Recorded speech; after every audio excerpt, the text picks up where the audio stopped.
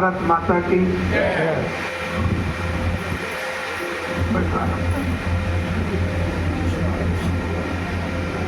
हम सब लोग समारोह की ओर बढ़ रहे हैं।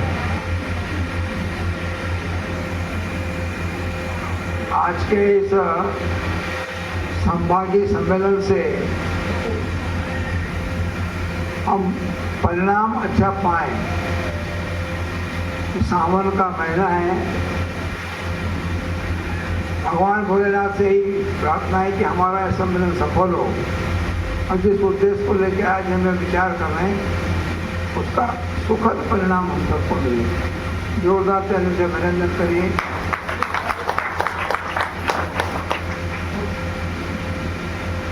हमारे राष्ट्रीय अध्यक्ष उन्होंने पूरा व्रत जो रखा, मैं कब से संगठन के माध्यम से विशेष तौर से मुझसे भी जुड़े रहे और कुछ उन्होंने उनके माध्यम से जो काम हुए उनका भी आपके सामने जिक्र किया है। यह आज का जो सम्मेलन है और ये जो हमारा जिले का संगठन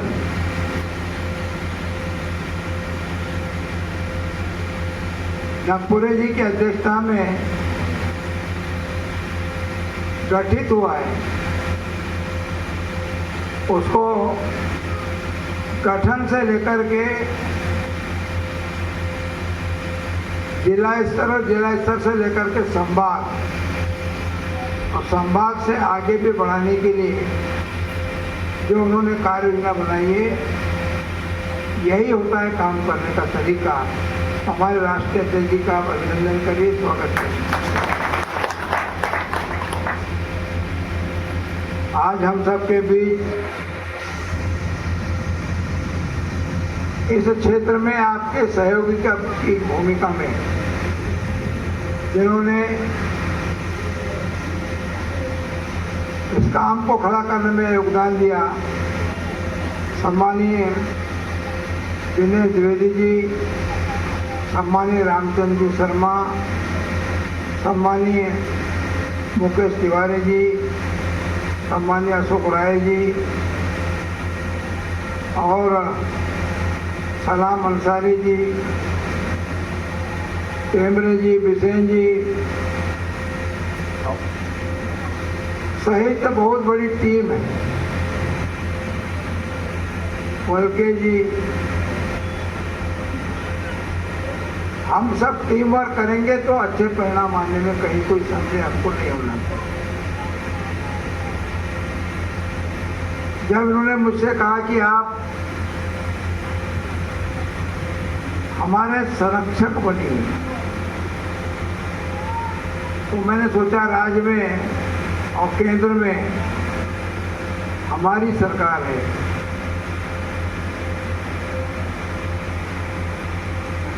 माननीय नरेंद्र मोदी जी के नेतृत्व में केंद्र में और सम्मानीय डॉक्टर मोहन यादव जी के नेतृत्व में प्रदेश में काम कर रहे हैं। इन परिस्थितियों में सत्ता पक्ष के जनप्रतिनिधि रहे व्यक्ति को मंत्री पद को इसने अपने कार्यकाल में अच्छा परिणाम देने का प्रयास किया। यदि आपके संरक्षक की भूमिका में रहूंगा तो मैं जानता हूं कई बार हमारे सामने तनाव की स्थिति बनती है। मैंने सबसे पहले उनसे कहा कि भाई मैं एक ही कंडीशन में आपको सहयोग दूंगा, हमारा पूरा संगठन अपनी मांग तो करे, अपने बिंदु को तो उठाए। यदि हम अपनी बात को नहीं रखेंगे तो किसी को यह पता नहीं कि हम किस तकलीफ में। लेकिन हमारा काम करने का जो पद्धति है वो परिणाम को प्राप्त करने वाला होना चाहिए। हमारे ऊपर कोई लाठी बरसाए, हम गिरफ्तार हों, मीडिया में छप जाए लेकिन परिणाम जीरो रहे, इसका क्या औचित्य। इसीलिए उन्होंने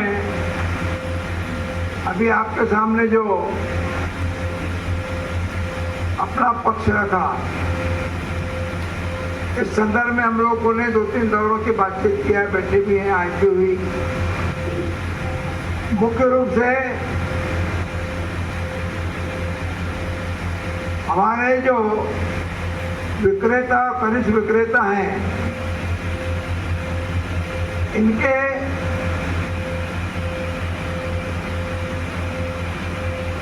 दैनिक मजदूरी या उनकी मासिक मजदूरी या उनकी तनख्वाह में जो विसंगतियां हैं, इसमें एक रूपता नहीं है, इसके बारे में एक पक्ष। और दूसरा पक्ष है खाद्य एवं नागरिक आपूर्ति विभाग के द्वारा पीडीएस के काम को करने के उपरांत उचित मूल्य में काम, उचित दुकानों में काम करने के उपरांत उनको मिलने वाला कमीशन का राशि, ये दोनों इन ज्ञापनों में हैं। और मैंने जैसा कि जब हमारी मुलाकात मेरे निवास पर हुई तो मैंने कहा मैं वहाँ पे इन दोनों बिंदुओं को सार्वजनिक भी करूँगा और मेरा प्रयास होगा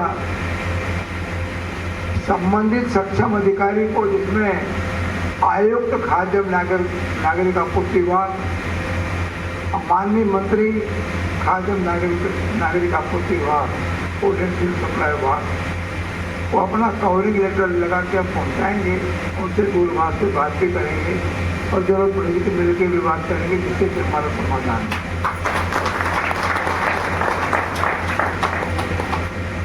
जहाँ तक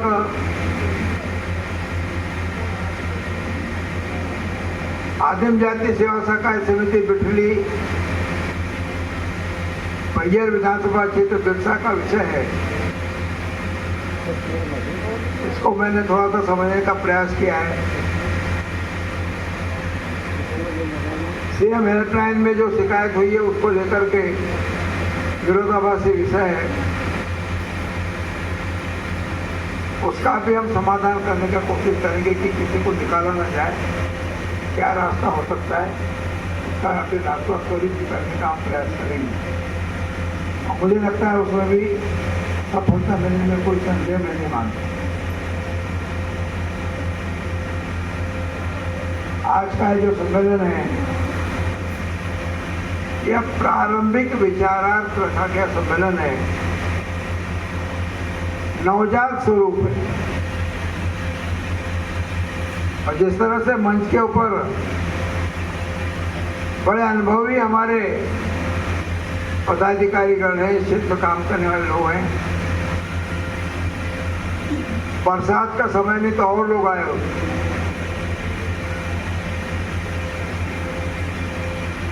बैठक तो बालाघाट में हो रही है, जो हमारे मध्य प्रदेश के 52-53 जिलों में अंतिम छोर का जिला है।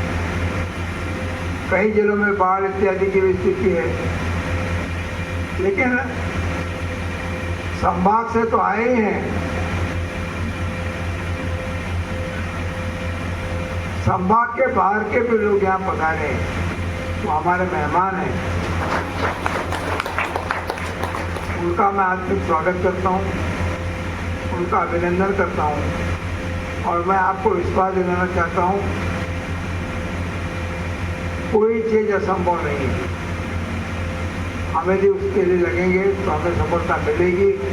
और लगातार चलने वाला संघर्ष, अभी हमारे सरकार की नीति में स्वसहायता समूह को भी अवसर दिया जाए। कई राशन की दुकानों को हमारा स्वसहायता समूह चलाता है। और समूह को यदि कुछ पैसा बचत नहीं होगा तो समूह कैसे कैसे आगे बढ़ेगा। इन दोनों बिंदुओं के ऊपर यहाँ पे विचार भी आया है, सुझाव भी आए, ज्ञापन में भी इन बातों का उल्लेख है। अभी यहाँ पर एक और विषय है कि भाई कटनी में सबको मिल रहा है। जब कटनी जिले में सारी संस्थाएं निर्धारित मानदंड के अनुरूप भुगतान कर रही है तो बाकी जिले क्यों नहीं? एक उसमें से रास्ता निकलता है और एक अच्छा उदाहरण तकनीक हमारे सामने है।